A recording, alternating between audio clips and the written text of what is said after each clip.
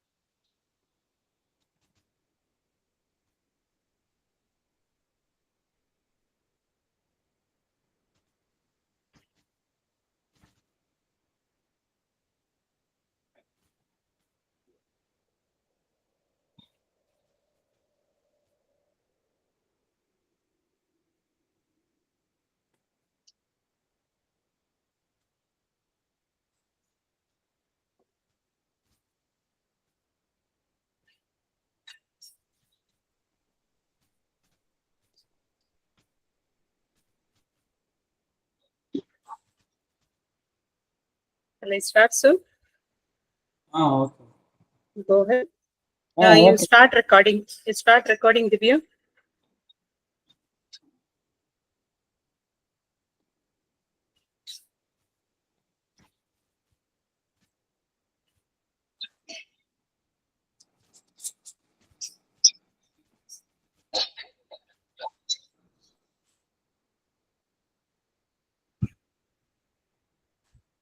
You start over there. Yeah. Okay.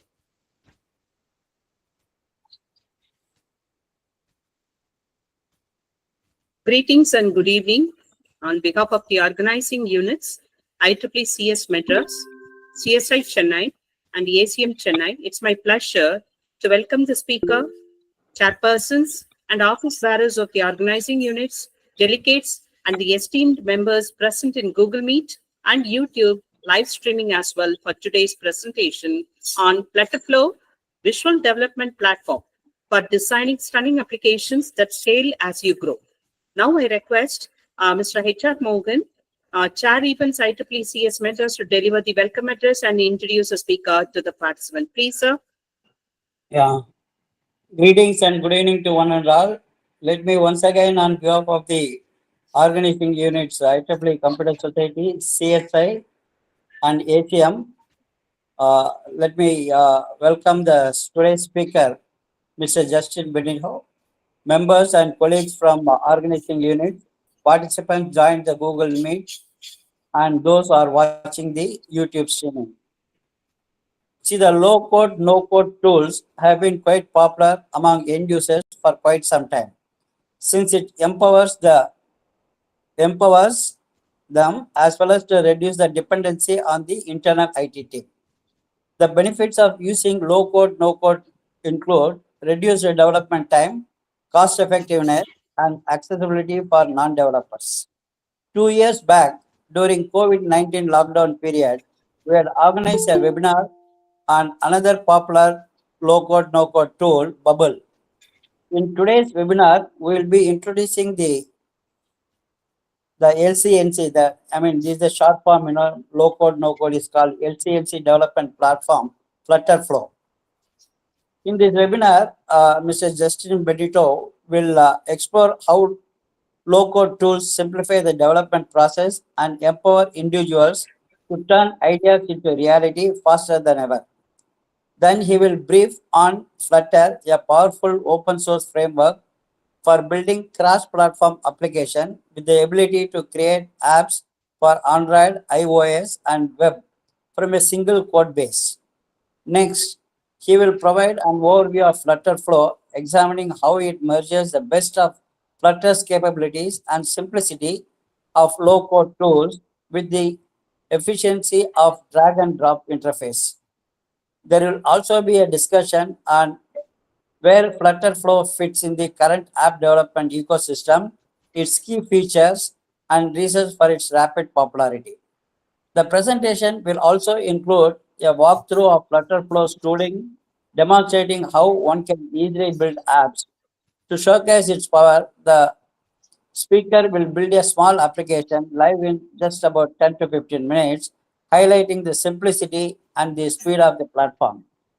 The presentation will conclude by exploring the market for FlutterFlow developers, the companies that use FlutterFlow, and an overview of apps that have been already built. We know this today's program is quite ambitious in terms of completing it 1 hour, but however, we propose to conduct a tutorial longer period for a longer period sometime later. But this is going to be just an appetizer program to showcase the capabilities of the Flutter.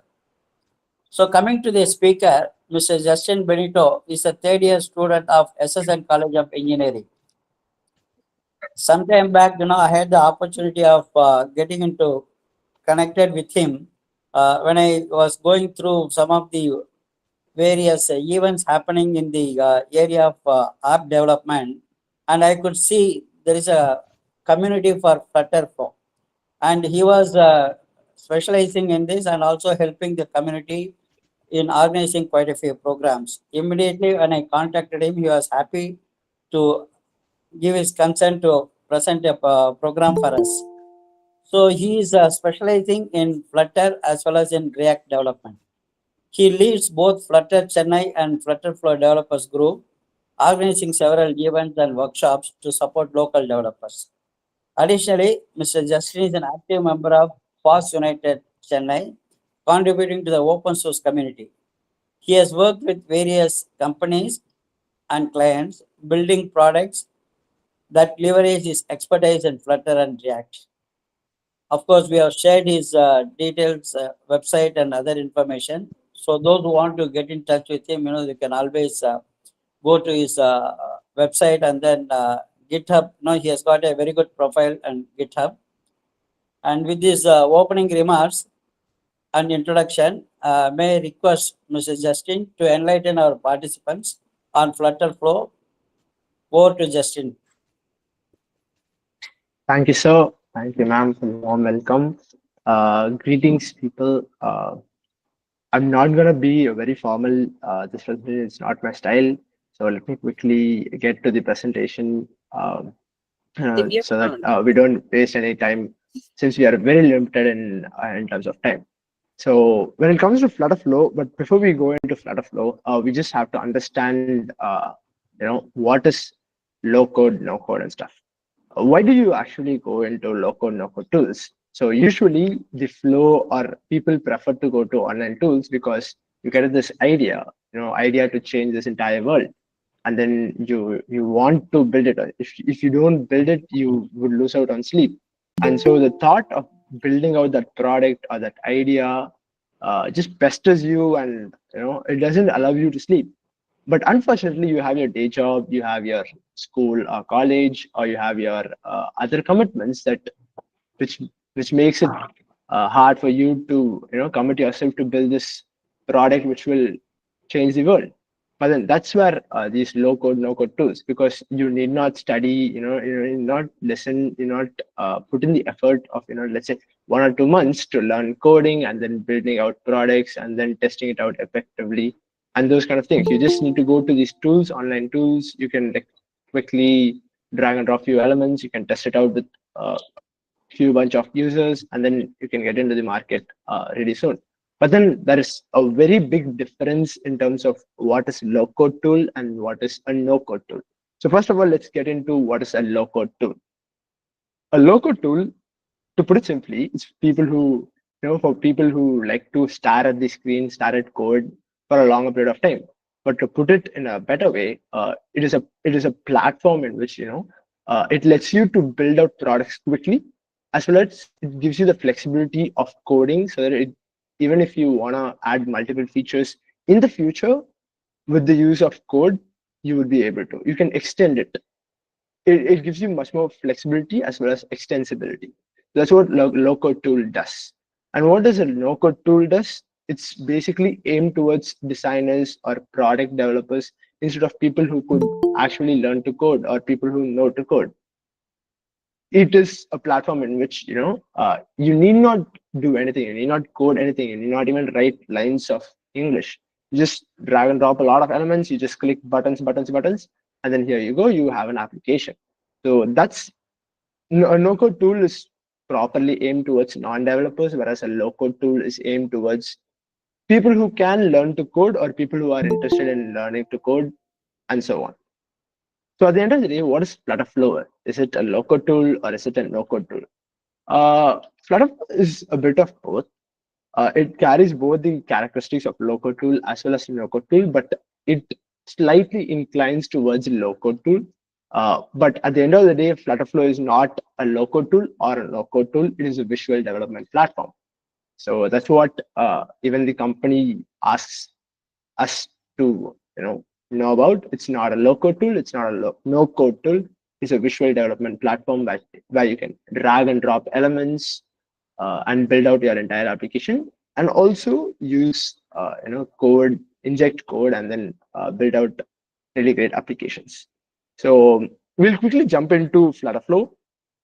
So this is FlutterFlow. You can also get into FlutterFlow by just searching up in Google flutterflow.io. So just get into FlutterFlow and then give your account details and login. And once you're into FlutterFlow, you would be greeted with a page where you can create new projects. So just by any platform, you would be able to create a lot of new projects. And I have a few of them over here. Let me just create one just for this event. Let me give it low. I'm really bad at naming names, giving names. So yeah. So that while my project is getting built, one of the key things about FlutterFlow or the name FlutterFlow is because it is a low code tool. It is a visual development platform which depends on Flutter. So what is Flutter? There are other tools like just like Sir said, Bubble, and there are other more tools like Locofy, Adalo, Airtable, those kind of low code, no code tools which are available for users to search up and work. But what's so special about FlutterFlow and why FlutterFlow is called FlutterFlow? So it is basically built on top of Flutter. Flutter being an open source framework for building cross-platform mobile apps, cross-platform MATLAB. You can build for both iOS, iPhones, as well as Android. You could with a single code base. You need not write code for both, and separately for Android phones, and you need not write code for iOS phones. You can just write a single application using the programming language called as Dart. So Flutter uses Dart. So you can just write Flutter applications and it would be compiling to its native platforms. Usually that's not what happens in big companies. Big companies usually have multiple teams for multiple platforms, a web team, a mobile Android team, a mobile iOS team. So this distribution of teams doesn't work well in a high-paced environment like startups where there would be limited number of resources. You can't hire, as a founder of a startup, I would not be able to hire 5 or 10 people just for building in multiple platforms and just to get that little bit of market share that I'm not sure if I would really get. So that's when these sort of that's when Flutter really shines, because it's a cross-platform tool, because you just need to write code once and you can deploy it in multiple platforms. I know it's a little bit of the tagline is from Java, but it gets effectively carried out by Flutter.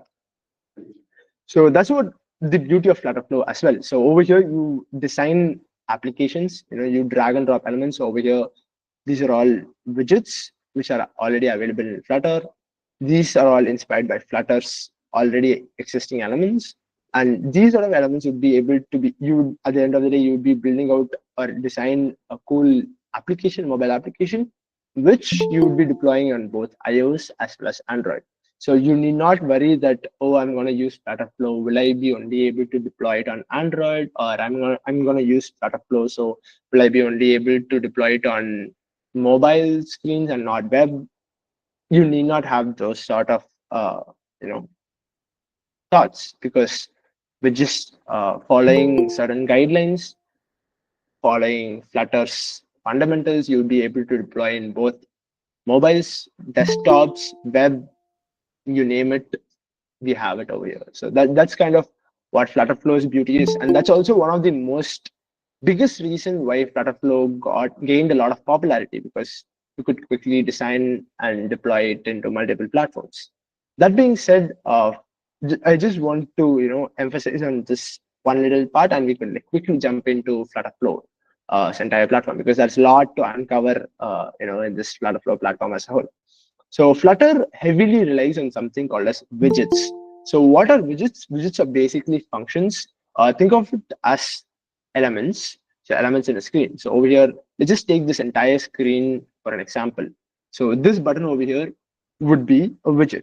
This text over here would be a widget. This little icon would be a widget. So anything that you see in a screen in Flutter is a widget. Similarly, over here in FlutterFlow, since it is already, it is built on the grounds of Flutter, every element over here that you drag and drop is going to be a widget. The text element that you're going to drag and drop is going to be a widget. The column row, I'll get to it while we demonstrate, while we, build out an application together. But these column, row, container, image, buttons, cards, everything over here, anything, it's a widget. Widget matlab a function, just a function. Okay, you need not wrap your head around it. You just think of it as an element that you're going to use to build out an application. That's what a widget is. Now in FlutterFlow, since everything is a widget and you're going to use it to build out your application, we have a palette of widget. That's what this entire panel over here is called. It's a widget palette. We have multitudes of widgets. So let's say you want to have an icon, you can just search for it, and then you will have icons, icon buttons, which are widgets. You want text, you have text, which is a widget. You name it, you will have a widget over here. In case you don't have widgets, which are tailored, which are not suitable for your thought process or idea, you can also go and search up template widgets where people out in the internet would have contributed to for the community. So this isn't limited to the number of widgets that Flutter is able to give or FlutterFlow is able to develop, but it is also open for the community. So you can also take a lot of inspiration, a lot of widgets, or a lot of functions, a lot of elements from the community as well. So those are a really good thing as well. Now, let's say I'm dragging and dropping this widget text field over. If you just take a second, you would ideally as a user, as an end user, you would want to change some stuff over here. You don't want the sample hello world over there to be the default text or the default color or the default font in your application. In your application, you are the master and you want to customize it. And that's where this properties panel comes in. So you are exposed with all the options that you would be able to use to customize the widgets. So in this case, hello world, you are exposed to the text property. So the text being, hi, I'm Justin. So you can just edit it out over there. And you can also edit out the amount of padding that you wish to give. Let's say 10 on the left, and then I feel like that's going to be 20 on the top. So those sort of positioning, alignment, padding, those sort of styling things can be done in the properties panel. And this is what the properties panel is. So over on FlutterFlow, in case you wish to do anything in relation to customizing your look of the widget, the feel of the widget, you'll be going to this properties panel. And then we have something called as the actions panel. So over here, the actions panel, we have something called as an actions editor, action flow editor, which is a visual way of writing out functions or in case you wish to execute something, like let's say you want to click this button and this button should take you to another page. It should navigate you to another page. And that's an action over here in FlutterFlow. So those sort of actions could be easily be laid out or built by using this visual platform. Like, let's just say on the click of a button, you navigate to homepage. So that's something that you can add to this uh, function. So when I click on this text, I'm getting navigated to another page or something. So those sort of actions need not be written in code. So ideally, over on code, you would be writing out all the functions, all the executions using code. Those are not something that would be needed in FlutterFlow. You can just drag and drop multiple executions, and like on a click of a button, navigate, and then execute this, and then give this alert box saying, "Hey, you click this button." Those kind of actions can be done by just dragging and dropping elements, which again is something that really helps a lot of people. So that's your widget palette, your properties panel, and your action flow editor. So these are the three main things you will need for building out a basic FlutterFlow application. So these are some of the basics to understand, and I hope you understand it. We're just seeing them. We're just working with them, just drag and dropping stuff. You would be able to get your stuff. There are also few stuff that you would ideally need in case you are a software developer or someone who's learning to code or someone who understands Flutter in a better way. So in Flutter, there is this thing called as widgets, as I said, and they're also called as these widgets would be in a tree-like structure. Like something the root parent being the root widget, and then you have multitudes of children, which are also widgets. So that's where widget tree comes into picture. So widget tree over here, as you can see, the home page, the entire home page is also a widget, and that is the parent widget over here. And inside this home page, we have this column where we have this text, and in case I wish to add more text in the future, I would be able to do so that as well. And we also have an app bar. An app bar is something that probably you would have seen in a lot of Android phones. Not now, probably dated around in 2016, 2017, where you would, if you had listened to music in Google Play Music, you would have definitely seen these app bars in like Google applications, because this is something a standard UI for Google as well. So this is an app bar where your title of your application and the navigation items would be present. So these sort of widgets would be present under the parent widget, which is the home page over here. So these column text, app bar, those widgets are all children widgets. So this would be really helpful in case you want to layer out, multiple like images, or you want to layer out widgets on top of each other, or you want to move something, and basically you just want to see a hierarchy of widgets, the widget structure as a whole. So that's where widget tree comes into place. Now, if you're a beginner in FlutterFlow, or if you're a beginner in app development as a whole, you would need not bother about widget tree as much. But then having a look out on widget tree as well gives a really good understanding of what happens in your screen. And that's something that would be advisable as well. And when you're building an entire application, let's say you're building out the next big thing, like let's say you're building ChatGPT, so you would probably have like 2 to 3 screens. So screens meaning your entire view of that one single page. So since you will have multiple pages, you would also need to see multiple pages being over here. Like what is the first page, the initial page that will load to the user, the initial page, and then the login page, the authentication page, the sign up page, the logout page. Those sort of pages would be listed out in this pages panel. And this is really helpful in case you are having multiple pages as well. And then there is this thing called a storyboard. Sorry if I'm rushing out a bit. It is required because there is a lot to cover in FlutterFlow. So, and this would probably be a very simple thing that you can go forward, look out after this event as well. So I'm just going to give you a gist of what that particular thing is, and so that you get an idea of how do you execute by building an application. So the storyboard over here, we just give you, like how do you navigate between applications?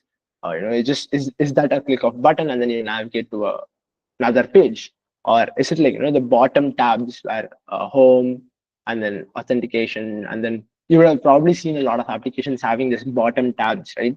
So those kind of the way you navigate is being visually conveyed to you by using the storyboard panel. Since we have a single page over here, you will not be particularly seeing that. But again, this is something that you would probably not require in the basic stage. But then going forward, you would probably need to see the overall picture of your entire application. Another really great thing that FlutterFlow did was integrate with Firebase as their primary database. So if you are sort of a beginner in web development or mobile app development or Flutter or React Native, whatever it is, one of the most sought after databases right after SQL is Firebase, right? So Firebase is a non-SQL database. But again, Firebase is from Google, and it's really simple for you to build applications using Firebase as a database. So the preference of using Firebase over here has simplified a lot of stuff that you would otherwise go around writing SQL or writing queries or other stuff, which might confuse a lot of beginners and new users. So Firebase is something that by default would be available for you in your FlutterFlow program. You just need to enable it and you would be good to go. So Firebase is also something that helped in gaining popularity to FlutterFlow.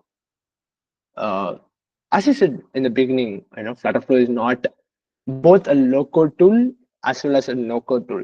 The reason being it is not an entirely a low-code tool is because in a low-code tool, example, we have some tools like Device, Locofy, those two and Bubble. So those tools expose you to already existing options under the programming language which they are using. So for an example, let's say Flutter.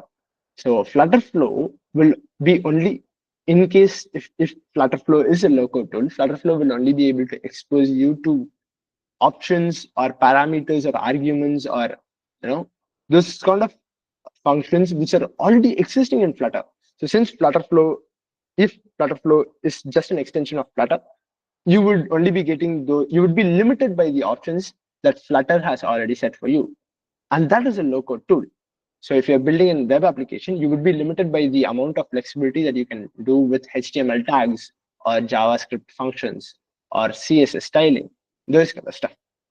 But over here, since FlutterFlow is not a low-code tool, it can create data types, that are not present in Flutter.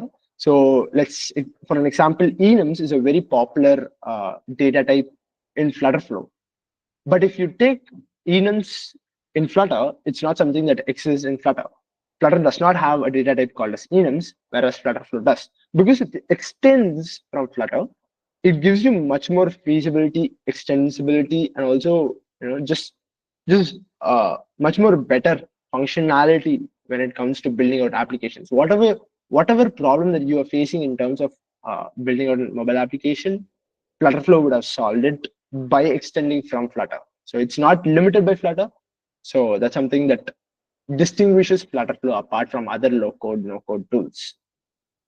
And then this particular panel called app state is something that you would require if you have global variables. Let's say you're authenticating to an application and you are giving out your login information. And once you're logged into, let's say, Google, you would be having this profile photo of yours. And in case I wish to show your profile photo in multiple pages of your application, then I would probably need to store it in this app state, because app state is basically a data layer which is giving out data to all the pages of your application. So it's not limited to, let's say, the only login screen, or it's not limited to only the authentication screen. It's open to the entire pages of your application. So that's what an app state is. And coming to API calls, this is something that you would probably or definitely need if you're building out a scalable mobile application for a lot of users, because you would probably be building out a backend server which should be interacting with your front end or your mobile application over here, or you would be interacting with external APIs, let's say Gemini API, ChatGPT API, or just any API in general. So those sort of APIs would ideally be integrated using code in like normal programming languages, or even in like few low code, no code tools, you'd be integrating it with using code. But that's not the case over here in FlutterFlow. You would be using, like a visual way of like interacting with APIs. That's about it. And then you also have this way in which you can like store media assets as well. Like you have this icon for your application. You also have few data that you need to, like let's say a splash screen, just when the application loads. So these are all not part of your application, but just extends the interaction between your application and the user. So those sort of media assets would be able to be going over here. And this is something really useful for people who are knowing to code, or people who knows to code, people who are comfortable in writing code in Flutter. You'd be able to write custom widgets, the functions, the elements, or custom pages as a whole. So in case you're building out, like going through the presentation, I'll be showing out multiple apps which are built in FlutterFlow, and one such app has to use custom code, or else it's simply impossible for them to build out a scalable application for n number of users, because you are limited. Though FlutterFlow is a really good platform, comparatively with other tools, you are limited in certain types of places, in terms of the amount of stuff you would be able to do in FlutterFlow. And that's when injecting custom code comes into place. You can build out custom widgets, you can build out custom pages just using code. That's something really helps. So that's custom code for you. And then we also have cloud functions. Now, this is something that we need not go for in this basic appetizer intro about FlutterFlow, because that's something really complex for advanced cases. You also have testing, which again you need not go over, and we have this theming. So back in Flutter, we have this amazing. One of the main reasons Flutter became really popular is because of how amazingly good you can build UI using it. So you could like really build a really good looking UI simply with just putting together multiple uh, widgets together, and that which is something that helped a lot in building out that sort of UI framework is theming. So theming helps you, like just store a few colors in a centralized theme, and then you can just change those colors, and your entire application will reflect the same. So you need not go for single page and then remove those colors and add. Like your clients would probably ask, just make this red button as a blue one. Those sort of simple changes would require a lot of manual effort if you're hard coding those color values. But if you're using something as a theme, then you probably need not do that.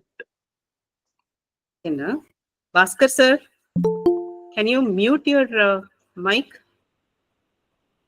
Yeah, thank you. Yeah, thank you, sir. Thank you.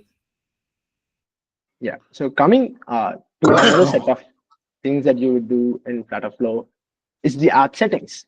So in app settings, you would probably give the app name, like let's say Google Pay. You would need to add the name Google Pay for your application for Google to register that that application is called Google Pay. So those sort of settings would be available in these app settings.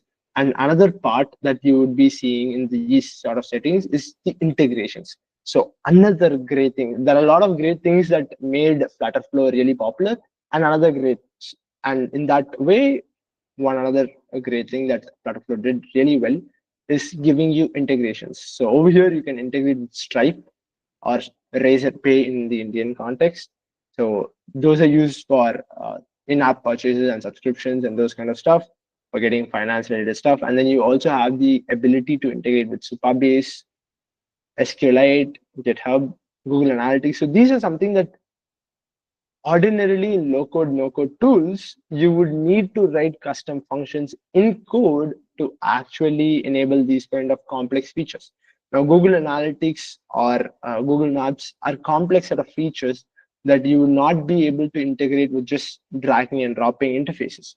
You would probably need to write code in other tools. But over here in FlutterFlow, since it uses Flutter as the basic framework, which is again built by Google, you have a lot more flexibility in terms of what you can add. Google Analytics, Google Maps, those are all really simple things to add in Flutter. And so it became really easier for the FlutterFlow people over there to integrate it in FlutterFlow as well. So that's something that we will be using in the demo of our application right here as well. We'll be building out a very simple chatbot. It wouldn't even be a chatbot. It will be simple, just for me to show you how quick you can build functions, how quickly you can integrate stuff together. So now I think probably you would have gotten the main picture of FlutterFlow. There are just 2 or 3 more things that I would need to show you, which are something that only FlutterFlow does, or something that few tools does when it comes to low code, no code tools. One thing is version control system. So you might have heard this popular term called as Git. A Git is a popular version control system, and it's also what GitHub uses to store your code in the cloud. So Git, being a version control system, is something that FlutterFlow also adopts. So we also have a version control system where you can like commit out your application's status or your progress, so that at the end of the day you do not lose your entire progress on building out this application. Let's say your FlutterFlow gets hanged and your entire laptop is hanging and your account is getting blocked, or whatever the unforeseen circumstances might have arisen. You can safely get your application back if you have used a version control system. The version control system over here is by linking with GitHub as well.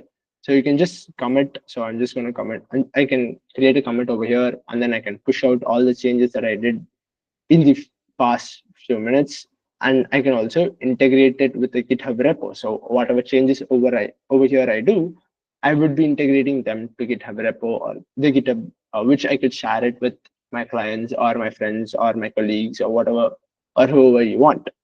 And you can also export your application. So Flutter has this really beautiful thing where you can like quickly export your application to an APK for Android. You don't have that facility for iOS yet because of Apple, but you do have the same facility for Android, which is an APK file, right? So you can quickly export your application to an APK file from FlutterFlow, and that's something that is not a lot of other tools also provide. And also you can export to code, which would allow you to use this as a low-code tool because you can extend it on top of the functionalities that are available in FlutterFlow. So, like even FlutterFlow having a lot of features are limited by the tiny things that you might specifically need. So those kind of stuff can be used to extend it. You can extend the application by connecting by exporting your code. You can also see there are few guidelines in which you would be building out your FlutterFlow application, because you're building out a mobile application. You cannot just drag and drop all the elements out here in the command, widget palette, and then call it a day and say like I built the best application over here.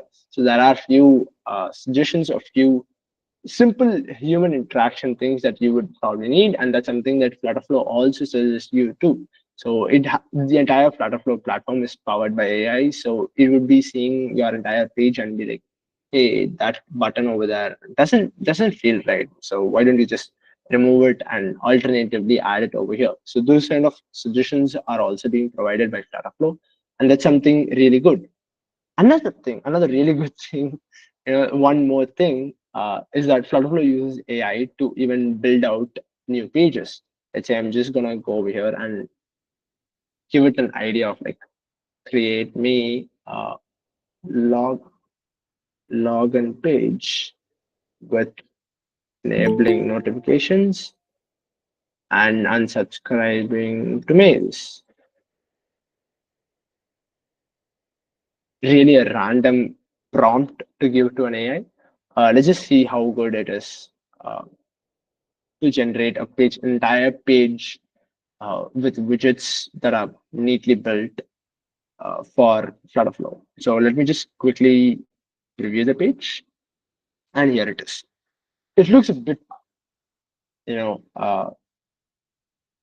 in fact, it does look really good, except the fact that these buttons are in dark mode and the other UI is in light mode. But apart from that, I think this UI looks really good in terms of how an actual UI looks like. Though it doesn't entirely match what you would ideally want, you would be getting it at least 90% or 95% far. And you can also theme it, just like we discussed earlier, and you would be able to insert it into your actual application so that at the end of the day, you would be able to deploy it into an application. So you need not even drag and drop stuff. You just need to give prompts even over here, just like ChatGPT. You just give prompts and you'd be able to get an application for you.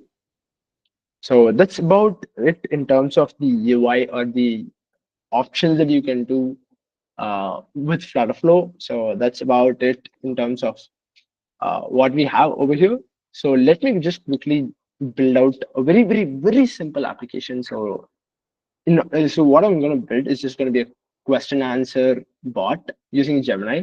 So I'm just going to integrate it with Gemini. So in order to integrate with the Gemini AI API, I will need to go to the settings and drop into this integrations panel. So over here in the integrations panel, I have this Gemini integration. So Gemini, in case you didn't know, and in case you're living under a rock, so Gemini is an AI given AI chatbot developed by Google. It also has a really good developer-friendly API system where you need not pay for APIs and all, like ChatGPT. You're just free to use those APIs. And I'm going to use my API key over here to interact with the Gemini AI using my application. So I'm not going to Gemini.com and then interacting with their application. I'm bringing the Gemini LLM into my application. So the way I do that, probably, for a question answer bot, a question answer application, I probably need to get an input from the user. I will need to give feedback to the user to click a button so that once the user types out his query, he can send it to Gemini. And then I would also need a text which displays the output. So these are the three elements which I would primarily need an application where a question answer bot, right? So probably I would be just dragging and dropping a column over here. So what is a column? Column, in an Excel sheet you would see, right, a list of a column of cells which are available for you to enter out data. Just like that, we also have a column over here where you can, like, let's say you drag a text and then you search for text field.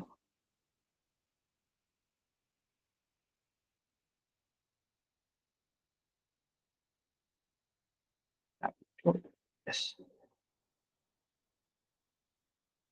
So over here, the text field and the text. So these are all on top of each other.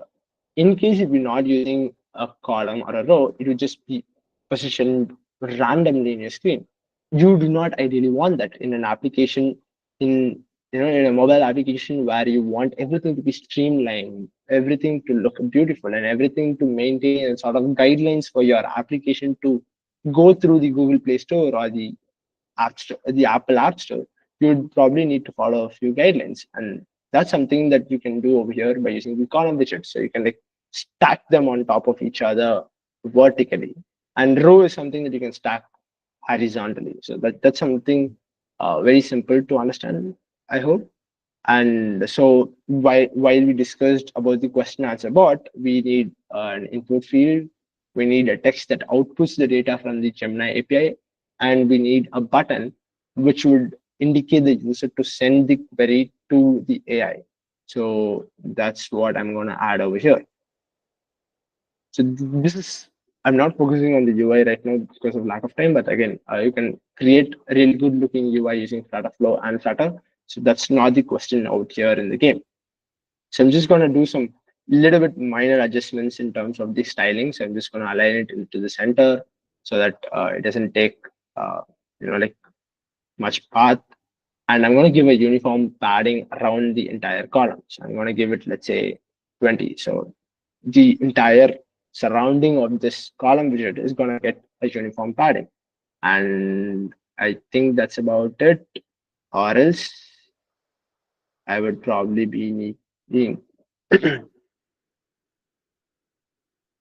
needing to give it a bit of space. So, you can align the elements which are inside the column, either on the top or in the bottom, just like this. I think a visual representation would be helpful. So this is just aligning all of those elements over there onto the top and aligning all of the elements in the middle, bottom. This is something which will space out all elements evenly.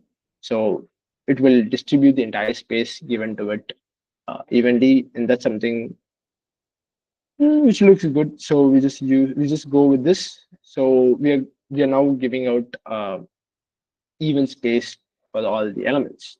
So now that's about it. Now let's get into the actions part, right? The cool part where you could like write or drag and drop stuff to bring out actions or execute some stuff together. So over here, as the idea that I suggested, we're going to get the input from the user and we're going to send it to Gemini AI, and the Gemini AI is going to process it and it gives you an output, and the output is going to be shown over here in this text. So in order to do that, the user needs to click on this send button. So I'm just going to quickly, uh, go over and let me just change it to send, and then click on this action flow editor. So on the click of a button, on the tap of a button, I would need to go and get Gemini. So I need to generate text from the context of the user's input text. Like the text field over there, I would need to extract this text from the input from the user and then pass it on to Gemini and then get an output. So that's what this Gemini action does. So inside this Gemini action, we have generate text, count tokens, text from image. So these are all available integrations from the Gemini AI, and you're going to use generate text over here. So this is basically going to take the values. The value over here. So this small little button over here, like orange color icon over here indicates that you have some sort of property that you can insert into the value. So you need not pass on some value, some random value. You can actually infer some value from the user from real time, basically. So if you just give a value over here, hi, how are you? The only value that is going to go to the Gemini AI is hi, how are you? It's not going to be dynamic. It's not going to be something that is related with the user. So the default text that is going to go to the Gemini AI is hi, how are you? So that's not something that you want. You want it to be dynamic. And in order for it to be dynamic, you need the actual input from the text field. How do you get the actual input from the text field? Is by using this variables button and just search for text field, and you would probably find it under the widget state. What is this? What does state mean? State means data. And where does this text field or the user input data is present? It is present in the text field of our application. So just going to click on this text field, and what it is basically going to do is that the data that is going to be entered by the user is going to be sent to the Gemini API or the Gemini AI over here. But in order for me, those sort of processes from the Gemini AI will be done. But in order for me to display it in my mobile application, I need to store the processed output in some sort of variable, right? Or else I will not be able to display it in that hello world text in my mobile application. I need to store it somewhere in a variable. So the action output variable name, basically the output of this entire action, will give me some sort of answer from the Gemini AI. And that answer should be stored in a variable. And let me just give it as response over here. So this response variable will be containing the answer to the query I have given in the text field. So that's basically what we are going to define, what we have defined over here. It's that simple. Just simple as like dragging and stuff and like clicking buttons. But let's quickly see if this actually works. So again, in my mobile application, I want everything to be dynamic. I don't want to have a static stuff. So over here, the text hello world is static. It's plain. It's not going to be dynamic just when you click buttons. It's going to be static. How do I make it dynamic? As we discussed earlier, while working on the Gemini integration, we have to go to the variables panel, and inside this variables panel, you would probably find the variable response. Just search for it and you'll be getting the actions output variable, which is the response. So what happens over here is that a default variable value, basically like Gemini's response, something like that. And that should be more than enough. Yeah. So now we're all set. We have basically integrated the Gemini AI integration into the button's action. So when on the click of the button, the input from the text field over here will be going to the Gemini AI, and the Gemini AI will process it and then generate a response, and the response is going to be shown over here in the text. Now, in order for us to view it, you can't just go over here to this text field and like, what is this? Who am I? Or whatever question you wish to ask your Gemini AI. So you would properly need to like run this application so that you would be able to see the output. So there are two ways in which you can run this application. The first one being preview mode. So preview mode is basically going to be just a static looking UI design. It's just going to be static. It's not going to be dynamic. You can't interact with it. You can click buttons. You can see how the buttons work, but you can't see the execution part. So basically, if you go to this preview app, which I'm going to go over here right now, you will not be able to see any sort of dynamic activity over there, because dynamic activity over here in our context is interacting with the network. So Gemini AI is sitting in Google's headquarters, and I myself being here in Chennai, I would be interacting with Gemini AI out in the cloud. So though I can use this text field and see to just get the look and feel of it, I would not be able to, it doesn't work in preview mode because it is a network call. You are using the internet to perform some sort of action. Those sort of actions would not be working in preview mode. It's just for you to get a look and feel of how your application has turned out so far. So this is not very useful in our context. And so if you really want to see how your application works when you are integrating with networks, like APIs or databases or other really cool stuff, you would have to go to this test mode. So this test mode currently is constrained for a little bit. I have the pro version of FlutterFlow, even that I do have a restriction on how much test mode you can use, because test mode basically runs your entire application. It runs your entire application in the cloud. So it doesn't just design, or it just doesn't render out your UI. It is gonna run your entire application. So while this will take few minutes for it to process, it's running out in the cloud. So obviously it's gonna take a lot of time.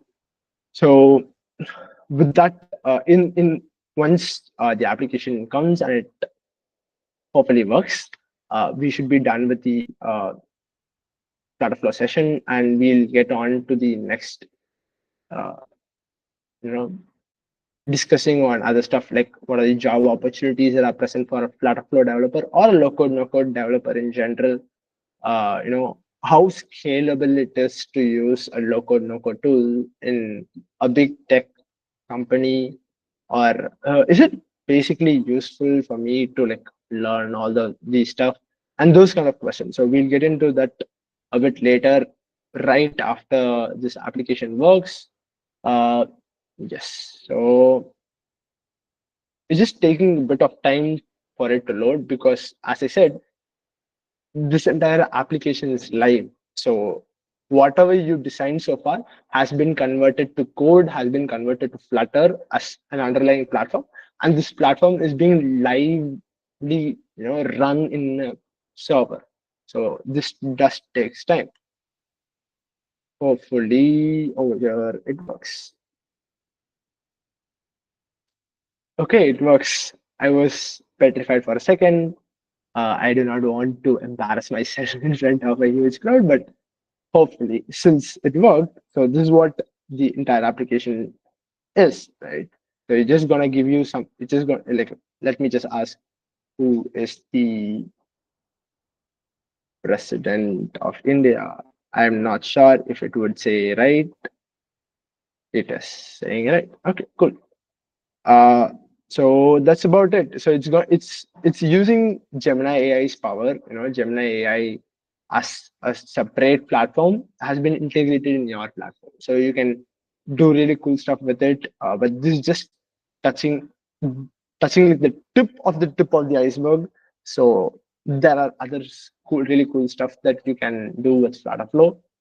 Since we had very little amount of time, I just built this really basic application integrating network requests and stuff. So that's you just need to know the basics of FlutterFlow. You can get on it in like 10 to 20 minutes if you just tinker with the application, and you should be good to go.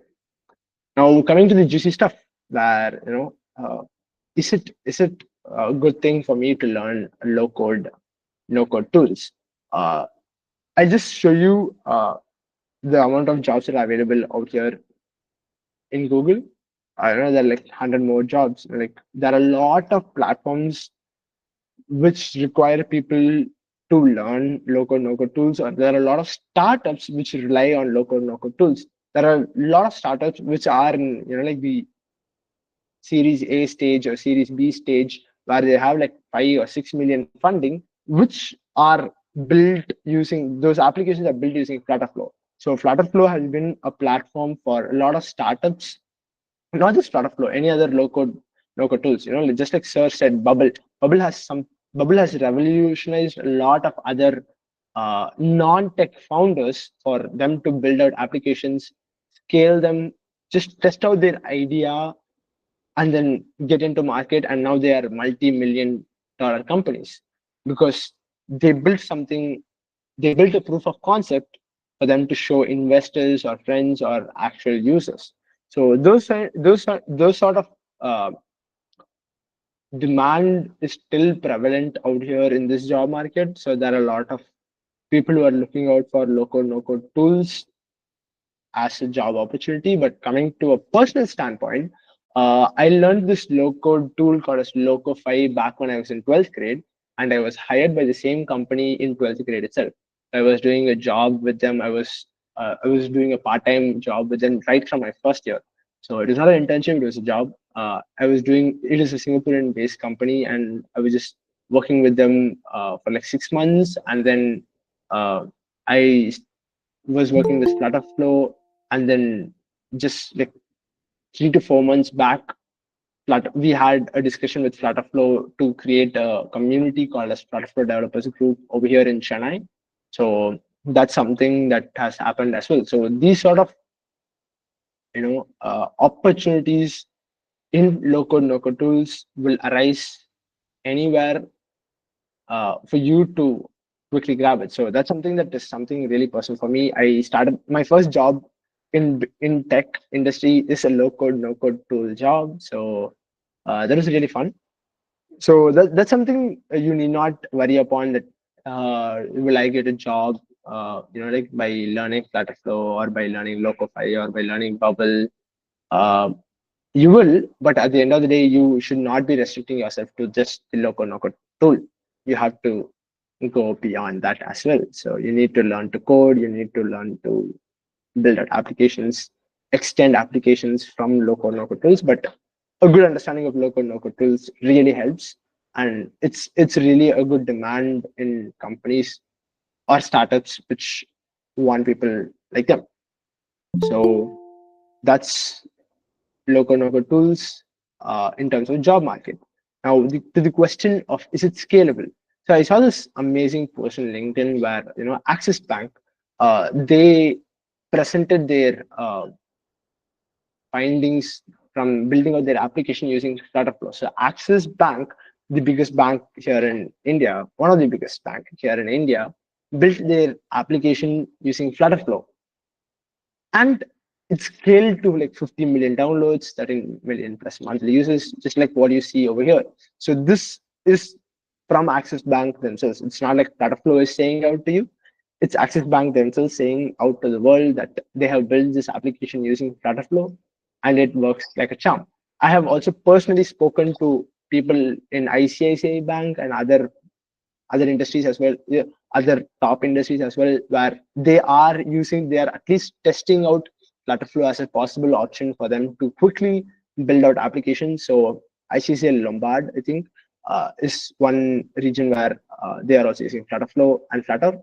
So that's also something that you can look forward for in case there are any job opportunities. But again, reiterating on the statement that low-code, no-code tools are scalable, but you need to extend them with a bit of architecture. You can't just rely on the platform.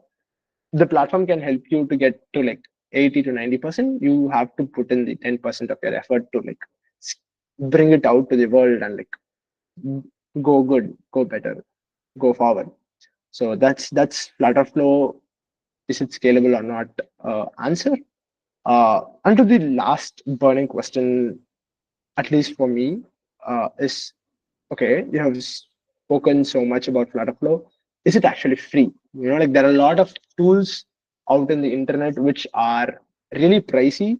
Those are like $99, $150, which are unaffordable to a lot of people over here.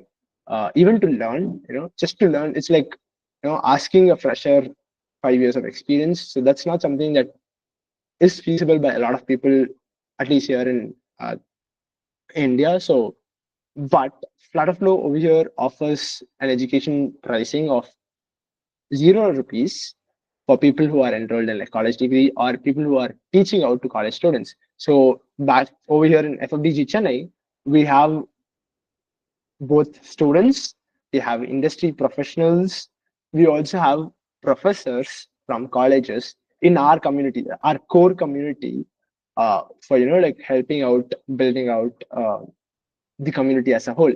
So we have all spectrum of people who are from enterprises to education background, to individuals who are into the FlutterFlow ecosystem, and they are finding it really lovely. So a lot of, even myself, I have this education account, so I'm getting this pro version, the premium version of FlutterFlow. So I'm getting a lot more advantages which otherwise you will not be getting if you're going out in the normal free plan.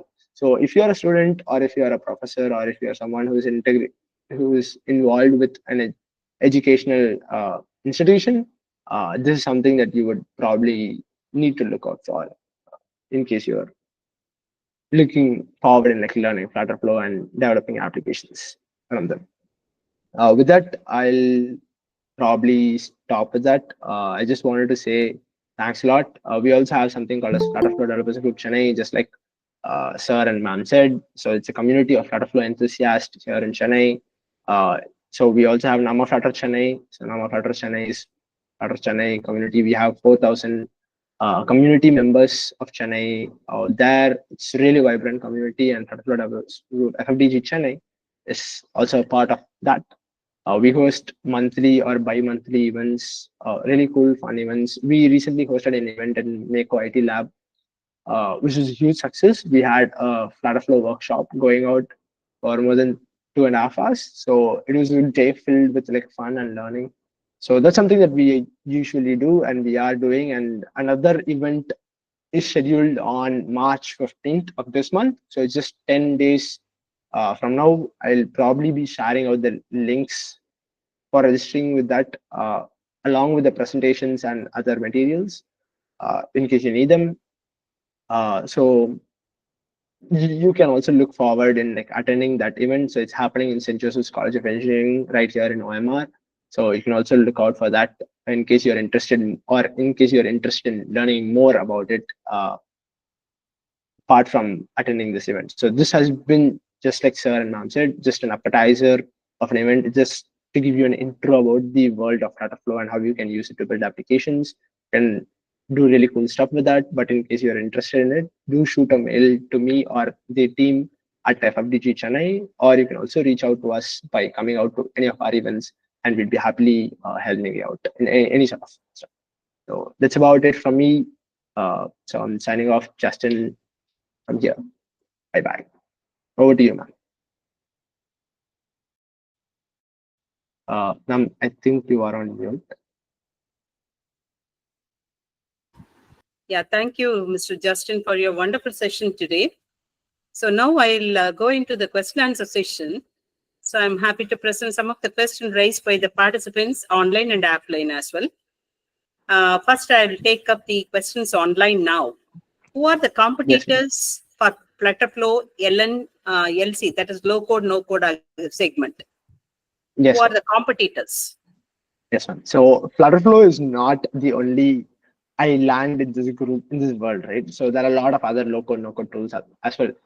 Some of the popular tools to build mobile applications, especially mobile applications, is Device. So Device is a application, is a low-code, no-code tool which uses Figma as their, as their platform to like build out applications. Device, and then Locofy, where I worked previously. So Locofy is also another great tool, but it doesn't use Flutter. So Device uses Flutter. Locofy uses React Native, which is another cross-platform mobile application development framework, coding framework. So that's something that those two are really good. So one is supported by Google, another is supported by Flutter ecosystem indirectly by Google. So yeah. So basically there are a lot of other competitors as well. So another thing is Adalo. Adalo was one of the first low code tools for mobile application development. It was really great, but then again it had its own problems of being non-scalable, and it had its own quirks, it had its own problems. But one of the greatest things, one of the greatest tools are Device and Locofy, and along with it FlutterFlow as well. So these three are playing a good game, both supporting and competing with each other in a healthy way. So, Okay, thank you, Justin. The second yes. question is, what about orientation support for iPads and tablets? How it will be managed layout? How it will be managed layout? Absolutely, ma'am. So I believe the question is how responsive it is, or how automatically responsive the application is going to be. So if you are designing it for mobile, you would probably follow like the actual rules of building out an application. Like just you're going to use a column, you're going to use a row, you're going to make sure it's going to be responsive. And FlutterFlow by default is going to make sure it's responsive, because at the underlying it's going to use Flutter. So Flutter makes sure, Flutter doesn't make sure, it just helps you to make it responsive as much as possible. So it gives you a lot more functional flexibility for you to make it responsive. And once you designed your, just dragged and drop elements with proper guidelines, you'd probably be responsive for all layouts, be it mobile, be it laptop, be it tabs, whatever it is. It's going to be totally all right for your orientation or your uh, landscape or portrait or whatever orientation it's going to be. So it's going to be responsive for all screen sizes and all orientations. So that should not be a problem if you are designing it properly using FlutterFlow. So Thank you. The next question is, what types of applications can be built efficiently using FlutterFlow? Can it handle complex application logic, or is it mainly for UI design?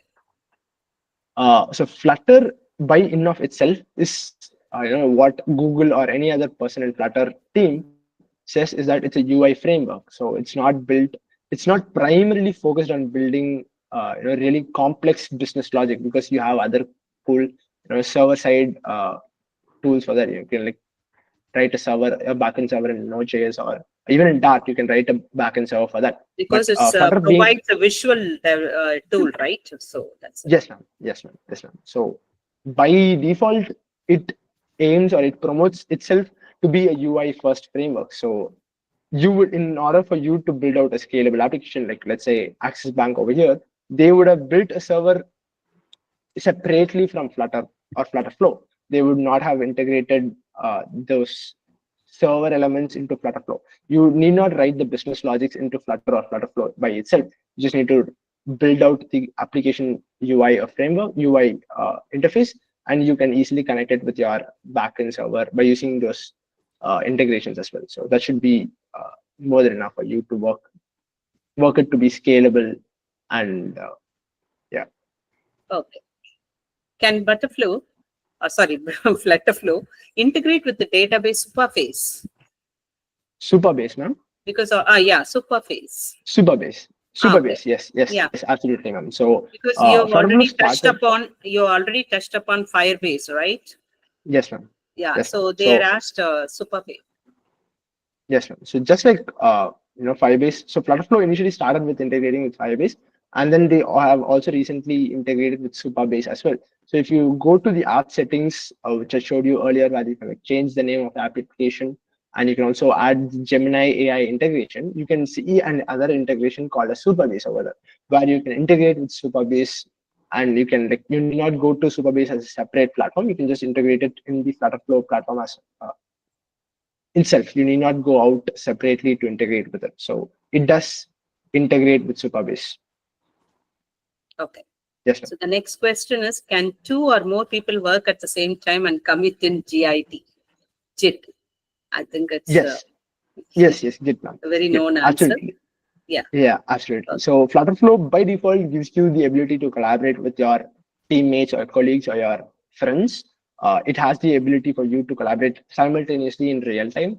At the same time, you can also use version control system to collaborate in Git as well. So you can I can push out my changes to Git, and you can change, like my teammate can also push out changes to Git, and it should be more than enough. And that should not be an issue for you to do. So I think it's more of a version control question than FlutterFlow, but FlutterFlow does support real-time interaction between your real-time collaboration between your teammates or colleagues or friends. So yeah. Okay. The next question goes like this. Which framework is suitable for multi-platform usage for creating apps in Android or iOS, etc.? Yeah. So that's something that would enter into the category of preference. So there are two major coding frameworks for you to use for doing cross-platform development. So it's going to be React Native and it's going to be Flutter. There are other stuff like Microsoft Xamarin and Apache Cordova, which are not nearly as good as something that of a cross-platform development framework as FlutterFlow and as Flutter and React Native. So it boils down to what do you know. So in case you are from an entirely blank background of coding in general, getting to learn Flutter would be much more simpler than getting to learn React Native. But if you are from the web development realm, which a lot of people are, so if you're a web developer who knows JavaScript, you would probably be inclined towards choosing React Native because React Native is also JavaScript only. So you need not learn an entirely new programming language called as Dart for Flutter. So you're just gonna get started with using JavaScript for React Native, and it should be more than enough for you to build out applications. So at the end of the day, both are going to give you a similar sort of experience in terms of cross-platform development. Both can generate Android code base and an iOS code base, and you can deploy it on both Google Play Store as well as Apple App Store. But it's going to be at the end of the day the preference of what programming language you use or what sort of frameworks you are comfortable with, what sort of tech stack you are comfortable with. So it's sort of the final judgment is based on your preference. So yeah. Thank you. How does FlutterFlow handle security for user authentication and sensitive data? I think it is on the business logic. Server side will take care, or FlutterFlow will take care? Yes, ma'am. So it is primarily done. Yes. It's primarily for big tech corporations. It would be done in the server side framework, in the server side backend sort of thing. But also FlutterFlow has this integration with Firebase authentication. So if you had used Firebase before, you have this way in which you can enable user authentication. So or Superbase as well. So Superbase What also about has sensitive data? Sensitive data, I think that deals with again Firebase or SQLite or Superbase, whatever you're dealing with. you would have to be the person who's going to be encrypting them. You're going to store it encrypted. So those sort of logic depends on you. FlutterFlow doesn't by default encrypts your data to be stored on your database. It's going to be you who, in case you want more security, you're going to be encrypting them and storing it in your database. What types of applications that can be built efficiently using FlutterFlow? Is there any what is the best applications or fit applications, right? Mostly fit, or Okay. just like any application can be built Any application should be ideally be built using fast? FlutterFlow. It's possible, but at the end of the day, if it comes to my preference, I would prefer going with FlutterFlow than writing Flutter code if it involves more pages or more screens for your mobile application. So I could like quickly build out like a 10 or 15 page application in FlutterFlow than writing out all these 10, 15 pages in Flutter. But if it's like 2 or 3 pages, then I would be better off building it using Flutter because I do know Flutter and I would be easily building out the entire application in like no time. If it's just going to be a small amount of time. So I think it boils down to experience and boils down to preference of what do you want to use and how much time do you have really to build out the applications. This is an interesting question, Justin. Why visual effects is considered most important in the aspect of creating applications? Okay. Nowadays, So, every application is visually impacted, right? So appealing. he's Yeah. asking why it is so important. Yes, ma'am. So I think it boils down to users sort of psychology where people are tuned with short form content. They are consuming a lot of content which are appealing, like this really short amount of time. The amount of attention span that people have is very less, and you have to capture their attention at a much faster rate. And in order for you to capture their attention, you have to do really cool or a really funny stuff or really something diverting elements. Even in this presentation, I had added memes in the beginning of the presentation just because to capture your attention, since I don't want you to sleep. So that's something that I did from my side, and that's exactly what app developers from big tech companies would also be doing. They would be adding a lot of cool effects. Like, and one good example is Cred, which has really good animations when it comes to payments or whatever stuff. Yes, so Cred uses Flutter, by the way. So Cred uses Flutter, and it involves a lot. It has a lot of cool animations, cool designs, which makes you say, "Aha! I really like this app." It stands out from the normal, like casual design that other applications go for. It stands out. So I'm much more inclined to using this application than other applications. So that's something that is very preference oriented or like very strategically oriented for the company for them to captivate their audiences to get people Clients. together, yeah, to get more users basically. So yeah. Okay, the last question. The river part, a comparison between river part to block in terms Yeah. of efficiency and usability. Yeah, right. So Riverpod and Block are both state management platforms, but when it comes to efficiency and usability, I would say Block is something that is really better for me at least. I use Block much more often than Riverpod. Riverpod is not something that worked for me from the beginning, so I didn't really prefer Riverpod. But when it comes to usability, I think Block has this streamline, business logic and then actions. Those sort of uh, a really clean architecture for you to go forward. So just for people who don't have context over here, it's a Flutter related question. It's not FlutterFlow related question at all. So it's a state management related question. It's a bit more on the business logic side. So Block is something that I would prefer personally, and also a lot of companies do also prefer Block. So GetX is also something that people do prefer in companies. But Riverpod is also really cool. If you are comfortable with Riverpod, you can use it. But at the end of the day, it's going to be all state which you're going to be managing. It's going to be your actions. It's going to be the user's actions which you're going to be managing. I think both GetX, Riverpod, Block are all going to do the same stuff. It's just going to be a little bit of tiny bit of efficiency or tiny bit of uh, milliseconds that you're going to lose in differentiating between them. So I always suggest people in my community to not fight between these three providers and just go with something that you prefer building out with. So I would prefer block. Okay, due to shortage of time, we'll end up the Q&A sessions. Thank you so much for answering all the questions. Now I will, request Mr. HR Mohan sir to say something on this session. Well, Yeah. thank you, Justin, for your wonderful presentation. I know time is a constraint, but I think you have done a wonderful presentation within the stipulated time and also demonstrated. I think it's a real appetizer, and which is more than appetizer. I can say that it is definitely created a lot of interest among the participants.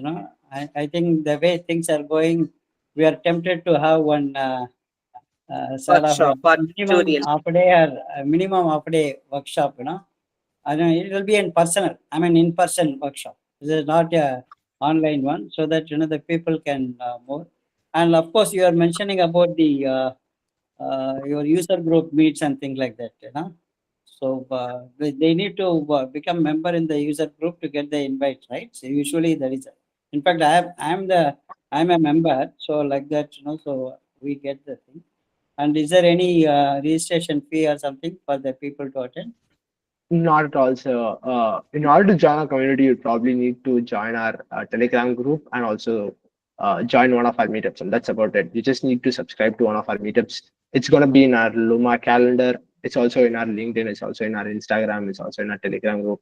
It's out there everywhere. So you just need to attend one of our meetups, and you should be a community member of our own. So that's about it. You need not pay any single thing No, from your the pocket. reason why I'm asking is because sometimes the programs are organized are hosted at some institutions, right? So they may have some constraints or some restrictions for others, outsiders to come. So that's the reason I was asking. If it is some other forum, then it is all right. Because many times we see the program getting organized at IIT Research Park and some common place where such restrictions are not there. So that's the reason. So even the institution, they don't restrict, right? Yes, sir. Yes, sir. They usually restrict, but since our community, we have a community core team member in the college itself from St. Joseph's. They wanted to host a meetup of our community over there in the institution. So it was something that came from the college itself. So we do not have any Okay. sort of Yeah, restrictions when it that's comes to. only, okay, Yeah. good. Yeah, it was a wonderful presentation. And I think Dr. Komathy is there. So Yeah. we can. Can I ask him to give the vote of thanks? Yeah, we can go ahead with the formal closing of the program. Okay. Shall I proceed, or Koti Suran sir will be? Yes, madam. Yeah, he's there. Yeah. Sir, Koti Yes, Suran madam. sir? Yes, Yeah, madam. would you be interested in giving the vote of thanks? Yes, I will do, madam. Okay, sir. Thank you very much. Thank you, madam. Yes, sir. Good evening, everyone. On behalf of IEEE CS Madras, CSI Chennai chapter and ACM Chennai, I would like to extend my heartfelt gratitude to all who contributed to making this webinar a success. First and foremost, a big thank to our esteemed today's speaker, Mr. B. Justin Benito, for sharing his valuable insight on FlutterFlow and demonstrating how this powerful visual development platform can help for build scalable and stunning applications. Sir, your expertise and clear explanations have truly enlightened us on the potential of low-code development. Thank you very much for your today's session. It's very wonderful. My heartfelt thanks to Mr. HR Mohan sir, Events IEEE Madras and IEEE Ambassador, and Dr. K. Komathy Madam, Chair CSI Chennai Chapter, and Dr. P. Sakthivel sir, Chair ASM Chennai and immediate first Chair IEEE Madras for their excellent support and guidance.